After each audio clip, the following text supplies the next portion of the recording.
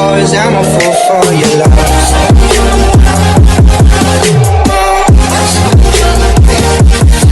Dahil sa sunod-sunod na guesting at iba pang activities ni Paolo Avellino, mukhang bumigay na din ang energy ng aktor dahil sa pagod at puyat.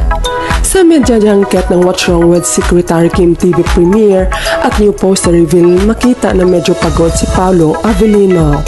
Gayon pa man makita sa video na hinahago naman ni Kim Chiu ang likod ng aktor para maging okay kahit paano. Kaya chika naman ng netizens, okay lang yan, si Kim na nga ang nagsabi na kapag nagmahal siya, all out para wala siyang pagsisihan sa huli. At least binigay niya lahat ng best niya.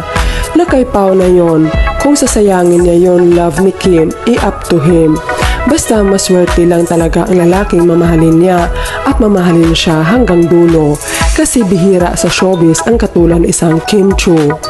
Talagang pagod dyan si Pao, nag-show yan sa San Isidro at finale pa siya sa show, 1 AM na siya lumabas.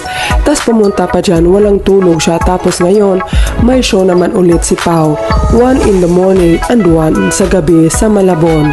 He's not in a good mood or not feeling good. Tama ka sinabi talaga ni Kim, kapag nagmahal siya, all out para wala siyang pagsisihan sa huli. The ocean.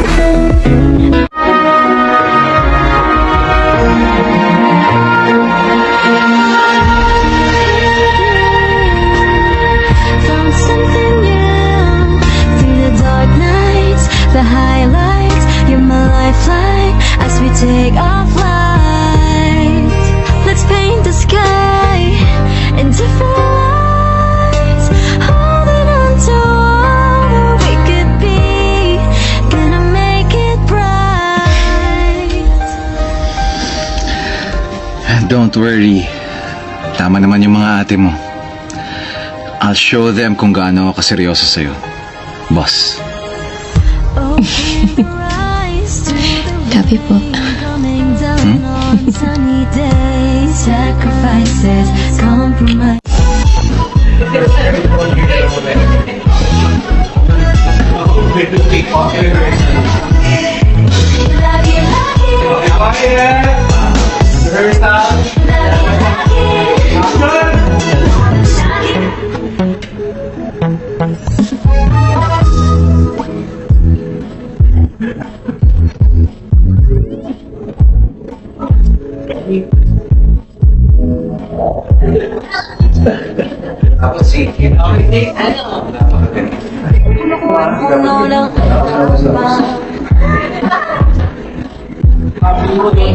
the level 3 of Revelation.